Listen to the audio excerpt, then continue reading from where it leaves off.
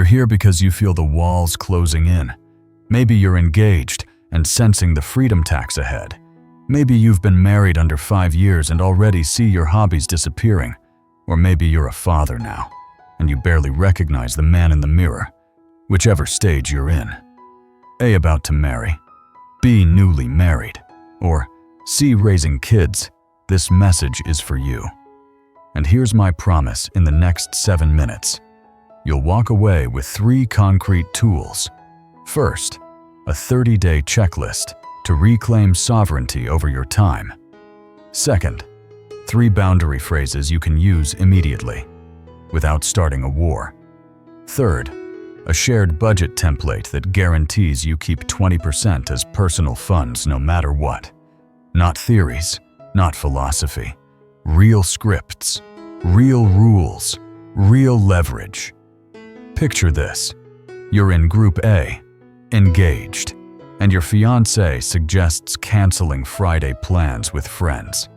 Instead of folding, you say, "I don't cancel Friday with my friends. We plan our schedule together." The win.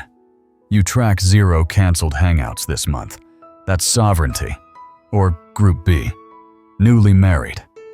Money talks get tense. You state 20% of my income is my personal budget. It's fixed.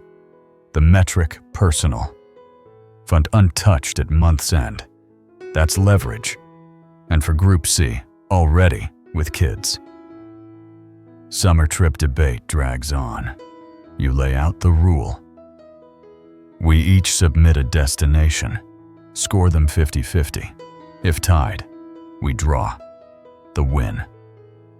No endless arguments, no silent resentment. That's frame in action. So stay with me. Because what you'll see next isn't just analysis. It's the operating system to stop being managed and start managing yourself. Most men think marriage is the gateway to stability, but the truth is, for too many, it becomes domestic capture, a gradual shrinking of time, choice, and identity. It doesn't happen with one dramatic moment. It happens piece by piece. Yes after yes, compromise after compromise, until you realize your calendar belongs to everyone but you. The system doesn't just want your love, it wants your hours.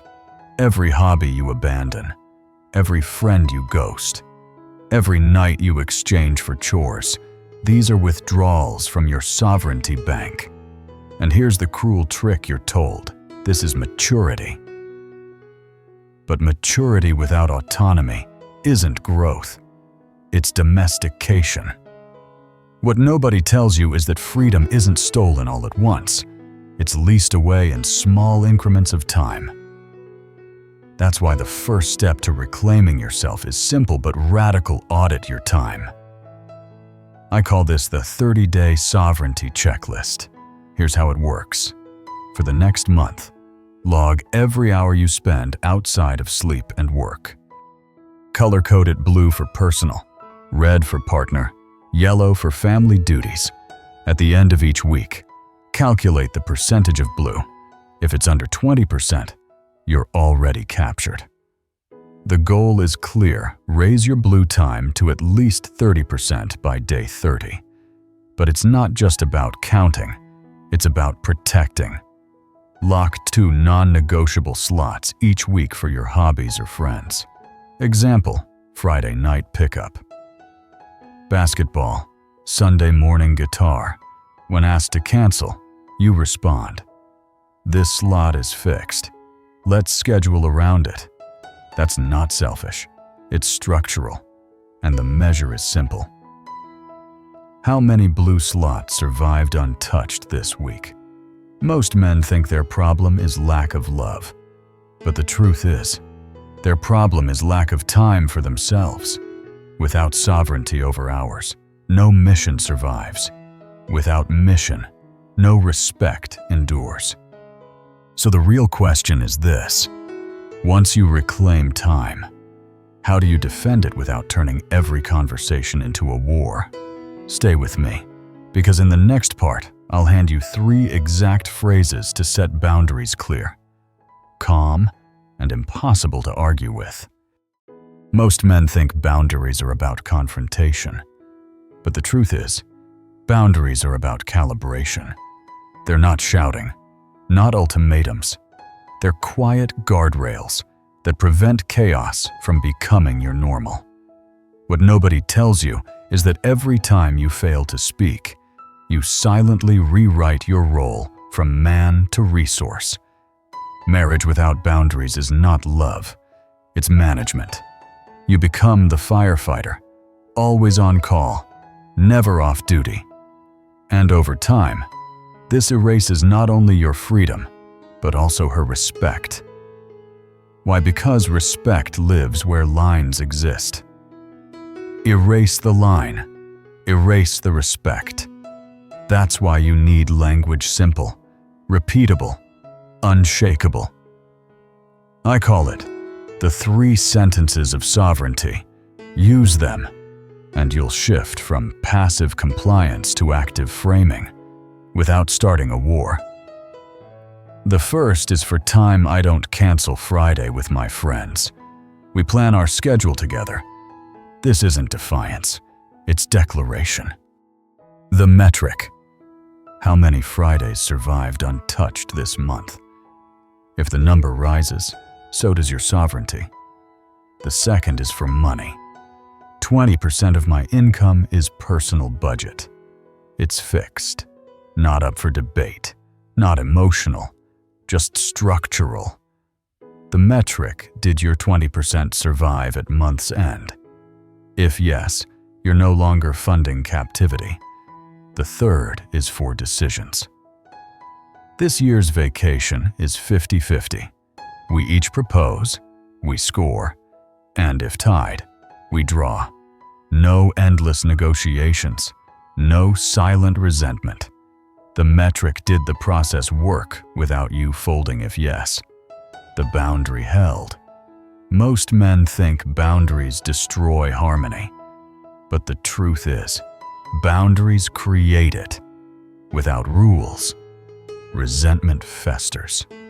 With rules, respect survives. These 3 sentences are not magic, but they're shields. And shields, once raised, remind both sides that you're not a servant, you're a sovereign. So the question becomes, once you've spoken the words, how do you ensure the power behind them doesn't fade into compromise? Stay with me, because in the next part, I'll show you how leverage time, options, and controlled access turns boundaries from words into gravity. Boundaries are the walls, but leverage is the weight behind them. Most men think love is maintained by endless giving, but the truth is, love is maintained by controlled access. What nobody tells you is that the partner with more options always dictates the terms. And options aren't just about money or status, they're about time. Time is your most visible currency. The more you give it away, the cheaper it becomes. The more you protect it, the more it's valued. This is why leverage begins with scheduling. I call it the 2 and 2 rule. 2 sessions a week for friends, 2 sessions a week for hobbies. Fixed, not negotiable. Example, Wednesday gym, Saturday morning with your boys. When asked to cancel, your line is simple. This slot is fixed. Let's plan around it. But leverage doesn't stop with hobbies. It extends into focus. That's why you must declare 2 golden hours per day with your phone off. No notifications, no requests, no interruptions. These hours belong to you, whether for work, study, or silence. The metric is simple. Did you protect at least 10 hours this week? If yes, your leverage is growing.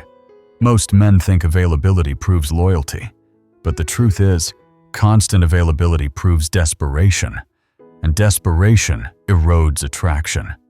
By holding your time, you signal scarcity. And scarcity, in both economics and psychology, creates demand. That's not cruelty, it's calibration. Our culture sells the opposite. It praises the man who drops everything for love. But look closer.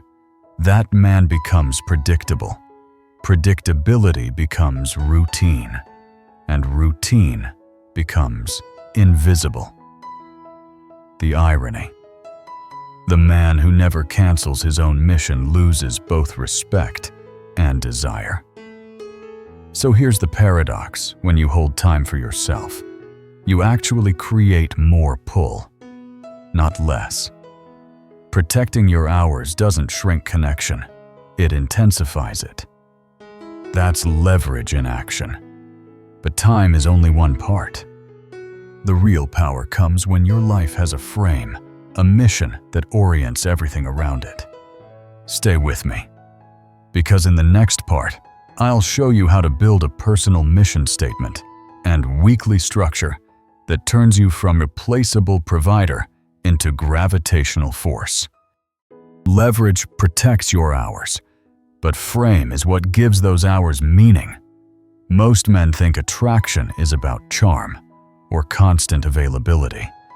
But the truth is, attraction flows toward purpose. What nobody tells you is that without a mission, you become replaceable.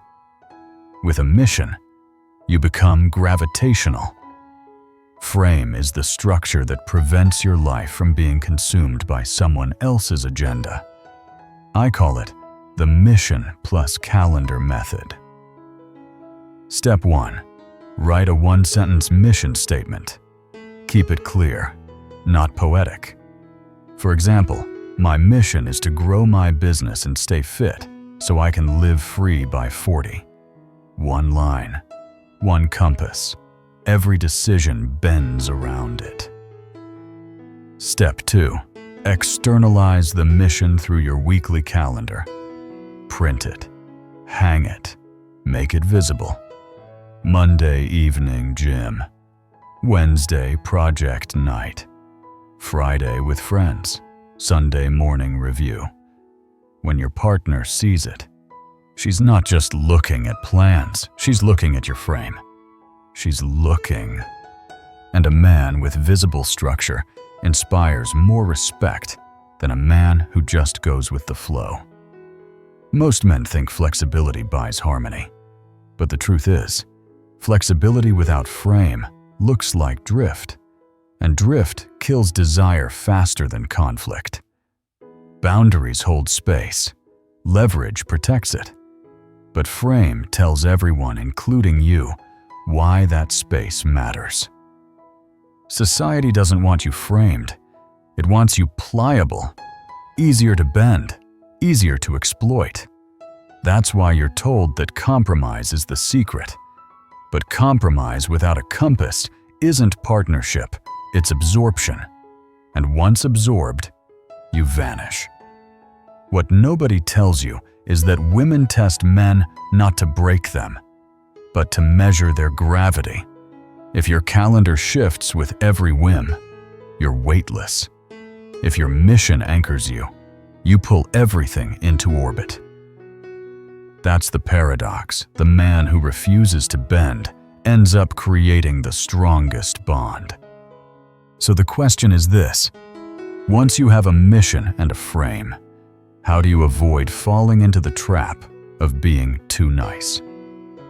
The man who gives everything but inspires nothing. Stay with me, because in the next part, we'll expose the nice guy myth. Why kindness without strength kills attraction. Frame gives you gravity, but even with a mission, many men sabotage themselves with one fatal error. They become the nice guy. Most men think niceness guarantees love, but the truth is, niceness without strength signals weakness, and weakness doesn't attract, it repels. Look at how it plays out. You text back instantly.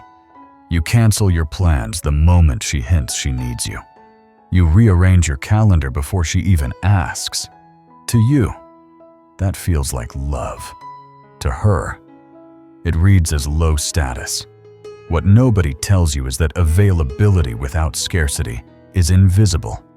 And invisible men don't inspire desire. I call this the paradox of niceness.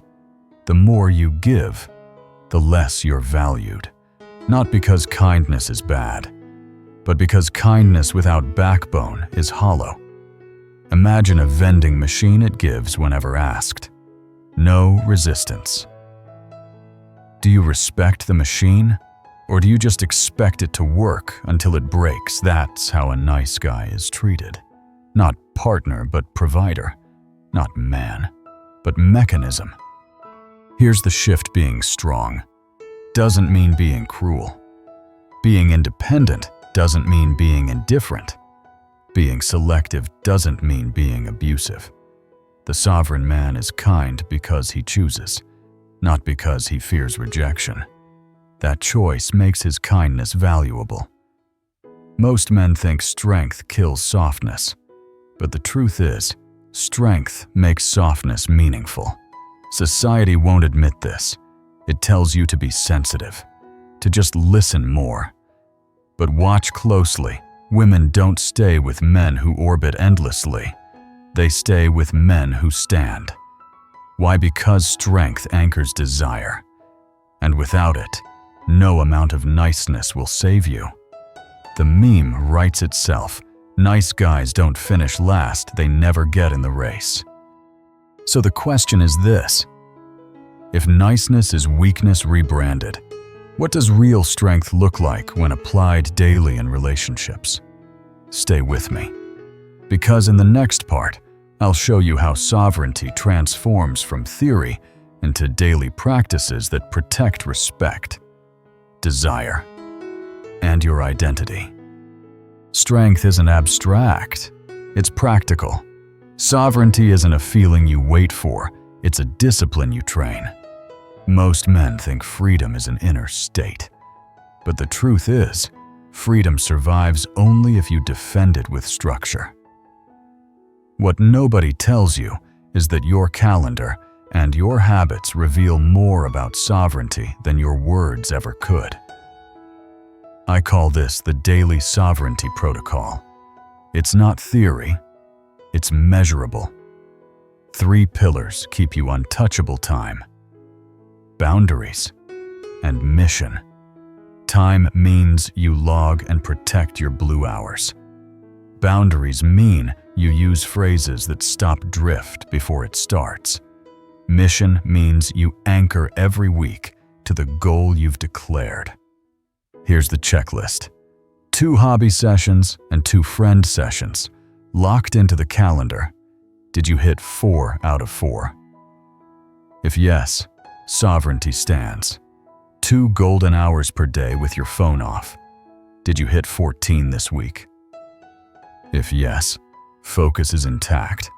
A visible mission statement, hung where you can't ignore it. Did you review it once on Sunday? If yes, frame is active. Most men think sovereignty is about control over others. But the truth is, it's control over yourself. Without these practices, you slide back into reactivity, serving everyone else's agenda while yours dissolves. With them, you reclaim space, clarity, and respect. Society won't clap for this. It will call you selfish. It will tell you maturity means giving everything. But look closely. That script serves the system, not you. Sovereignty doesn't kill love. It purifies it. Only when you can stand alone can you choose connection without chains. So here's the real test. Can you practice sovereignty consistently, without apology, even when the world shames you for it? Stay with me, because in the next part, we'll expose how society itself profits from your sacrifice and why questioning marriage makes you dangerous. You may think the struggle is only inside your marriage, but the truth is, the entire system profits when you surrender. What nobody tells you is that your exhaustion is not an accident. It's an asset. To the economy, to religion, to culture itself. Start with media.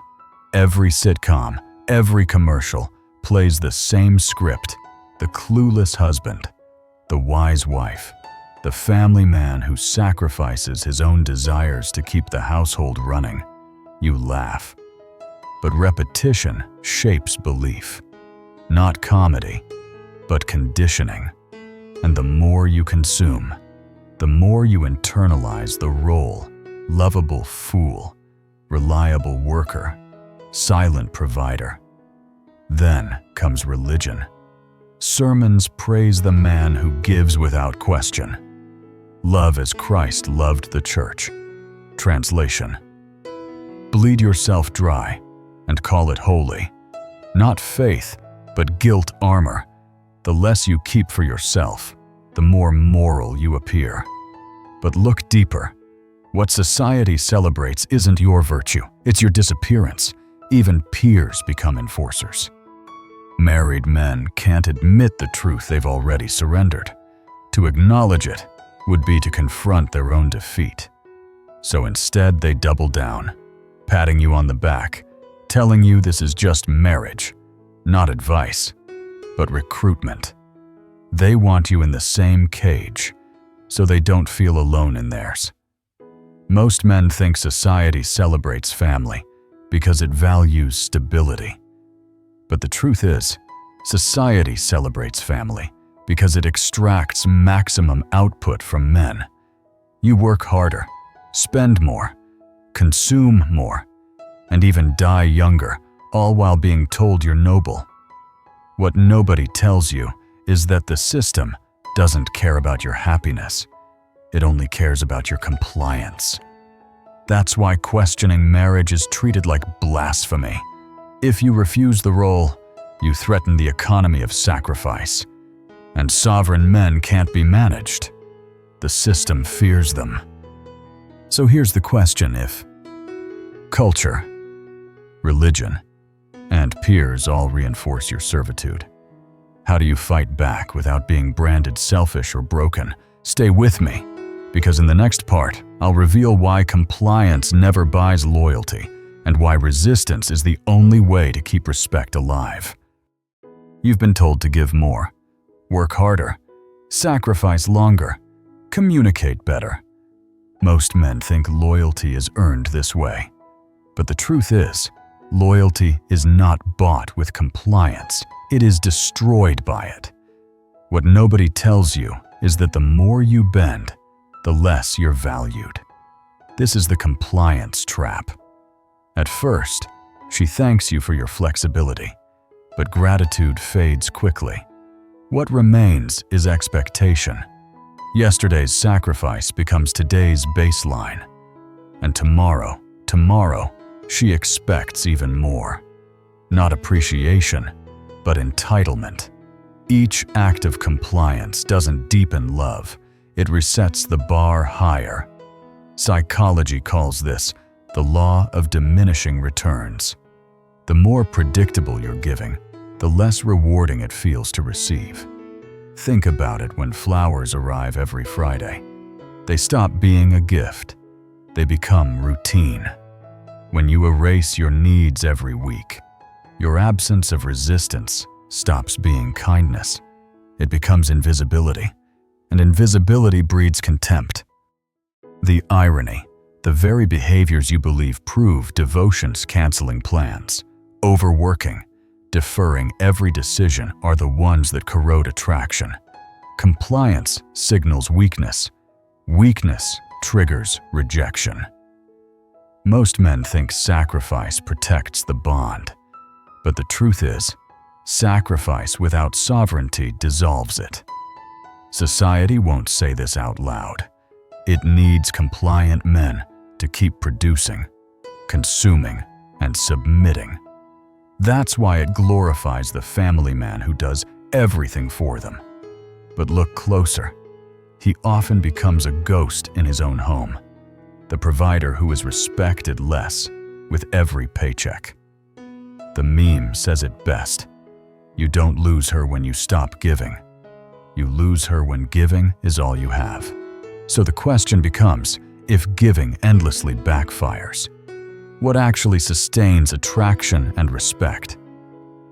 Stay with me, because in the next part, I'll show you the law of leverage. Why options, not obedience, are the true source of power. If compliance erodes respect, what restores it? The answer is leverage. Most men think power comes from sacrifice, but the truth is, power comes from options, and the partner with more options always writes the rules. What nobody tells you is that leverage isn't about cruelty, it's about choice.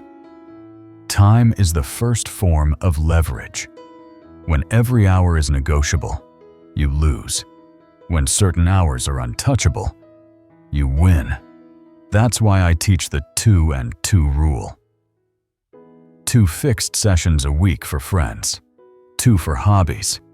Example, Wednesday, gym, Saturday, soccer, Thursday, guitar, Sunday, hike. Non-negotiable. When asked to cancel, your script is simple. This slot is fixed. Let's plan around it. Focus is the second form. Declare 2 golden hours daily with your phone off. No interruptions, no digital leash. These hours prove you're not perpetually available. The measure, at least 10 golden hours protected each week. Protect them, and you instantly shift from reactive to sovereign. Most men think loyalty comes from self-erasure, but the truth is, loyalty follows scarcity. Just like economics, demand rises when supply is controlled.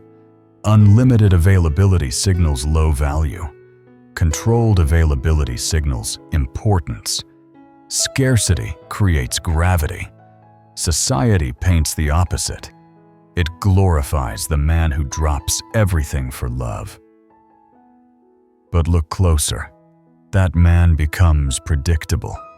Predictability becomes routine. Routine becomes boredom. And boredom is the death of attraction. The paradox is simple. The more you hold your time, the more magnetic you become. The more options you keep, the more respect you command. Not selfishness, but sovereignty. Not arrogance, but leverage. The meme says it perfectly. If you can walk away, you'll never have to. So the real question is this. Once you hold time and options, how do you frame your life so she orbits you, instead of you orbiting her? Stay with me, because in the next part, I'll reveal the mission plus calendar method, how to turn purpose into the strongest frame of all. Leverage gives you space, but frame gives you direction.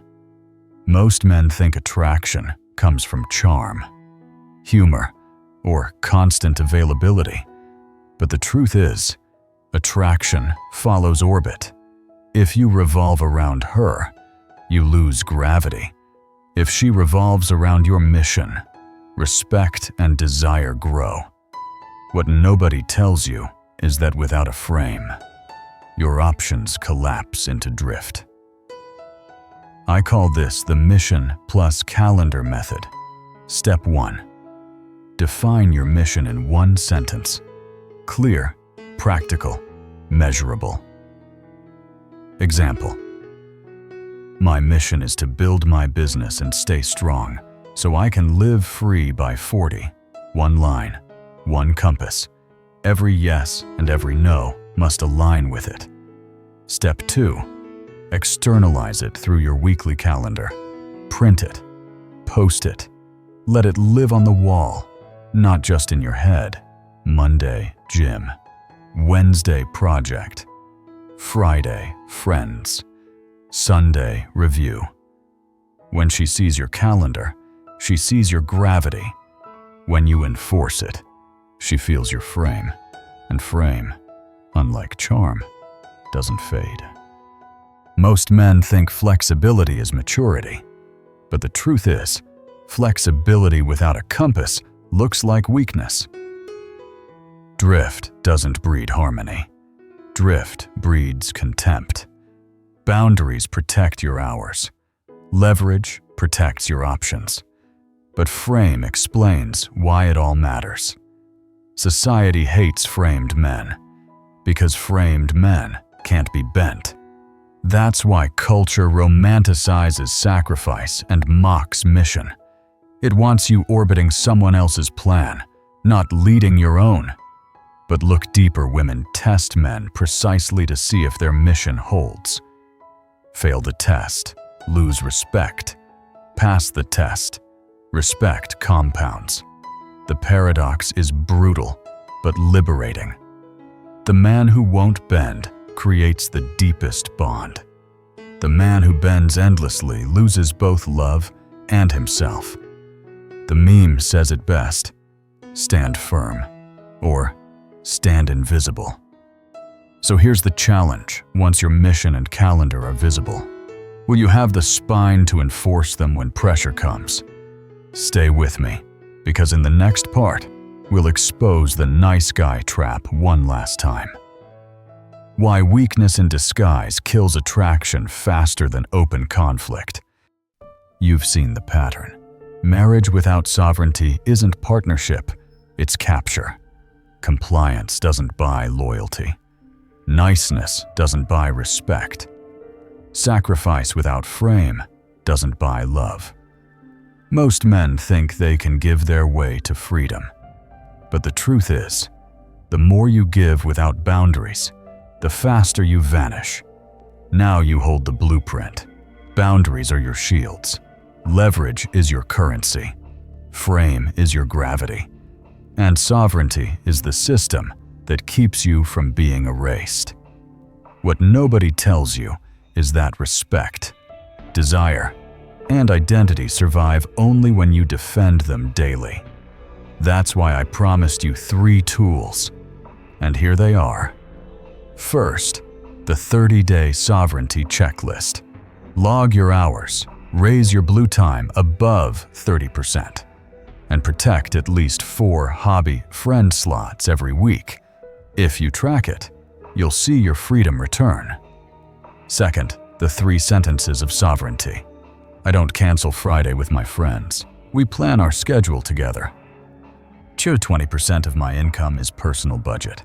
It's fixed. This year's vacation is 50-50. Gamtoy.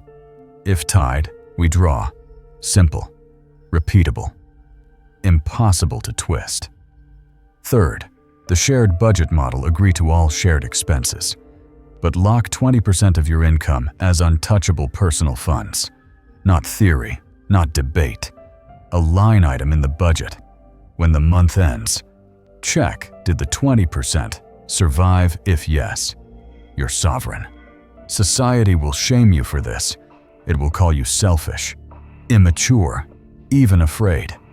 But understand that's projection. The system fears sovereign men because sovereign men can't be controlled. They can't be domesticated into silent labor. So here's your fork in the road. Will you keep living as a function, applauded for your extinction, or will you reclaim your hours, your money, your mission, and live as a sovereign? The cage is always open, but you have to walk out. The choice is freedom or servitude, and the future version of you is waiting to see what you decide.